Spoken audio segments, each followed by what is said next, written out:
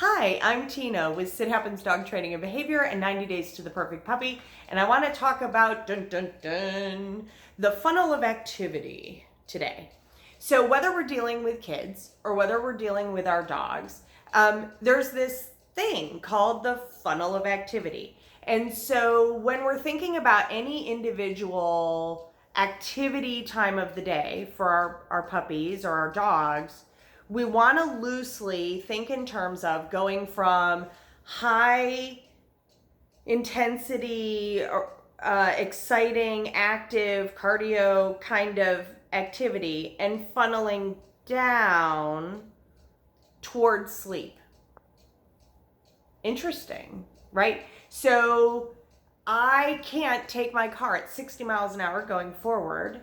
Well, I can do it, but it'll end badly, and throw my car into reverse. Like it doesn't work that way. And the same thing is true with your dogs and your puppies. So if your puppy has been playing crazy hard, rough and tumble, they're into everything, and you go, okay, you're just a maniac, you need a timeout, go to your crate or go to a playpen, yeah, they're gonna say unkind things. They just are, right? Because we didn't help their little bodies learn how to self-regulate and how to do that on their own.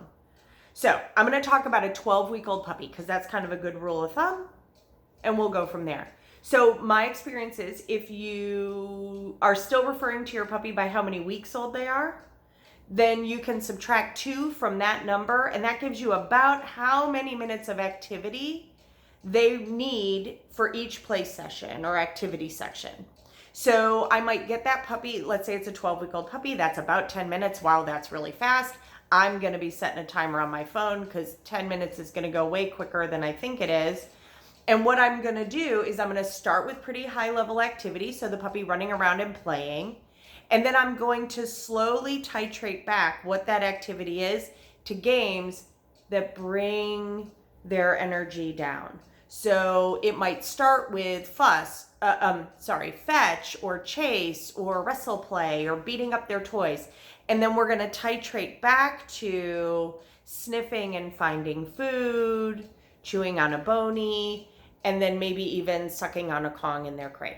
So I'm helping their bodies learn how to express that energy, get that stimulation, but then also how to cascade toward beautiful deep rest. So let's say you blew it. You kept your, 16-week-old puppy up for an hour and a half playing. Well, now when you're trying to tell that puppy like, okay, I've had enough of you, you're biting everybody and you're grumpy and you're mean and I don't want all that behavior, and you try to put them away, they say profoundly unkind things to you. It's hard not to take personally.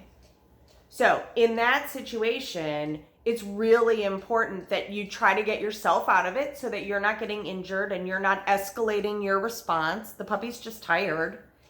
And I might broadcast pieces of cheese out in the grass and let my puppy go hunt that up.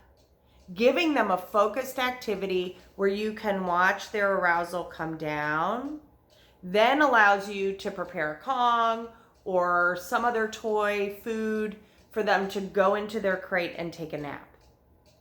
Now, I'm happy to help with this. If you decide you want help, you can always put questions in the comments. You can also do #MyOneQuestion. That makes it easier for me to search and find them and to answer questions.